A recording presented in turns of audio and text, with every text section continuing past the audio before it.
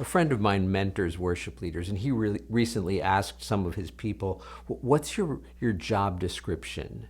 And one person apparently commented that he needed to make sure that the worship portion of the service was ready for whatever service it might be.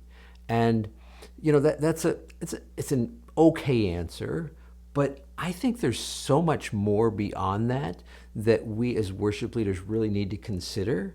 I mean, what about the whole idea of training others? We've talked about that in various other videos, but clearly from a biblical perspective, Ephesians 4 says that leadership was given to the church to equip the saints for the work of the ministry. So I can't just do it all myself. So I need to be training other people in leading and helping to lead, so with the team, that kind of thing. And I'm also need to be mentoring the congregation and actually worshiping. So those are two things right there. But that's not all. What about presenting the gospel?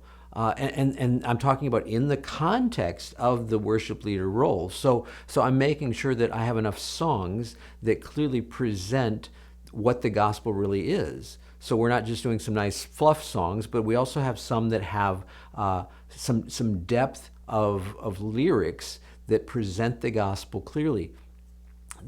What about just relationships in general? The Bible talks a lot about us being united, about us loving each other in the context of worship ministry. I think all of those things are such high priorities for us from a biblical perspective.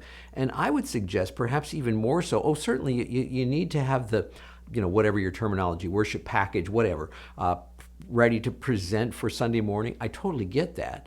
But so many of these other things from a biblical perspective, I think are more important. And I just want to challenge you to really think about that. What is your main role as a worship leader? What things should you be involved in that is going to, from a biblical perspective, help you fulfill what God calls you to do? Brought to you by myworshipleadingcoach.com. Helping you to be more fully equipped as a worship leader.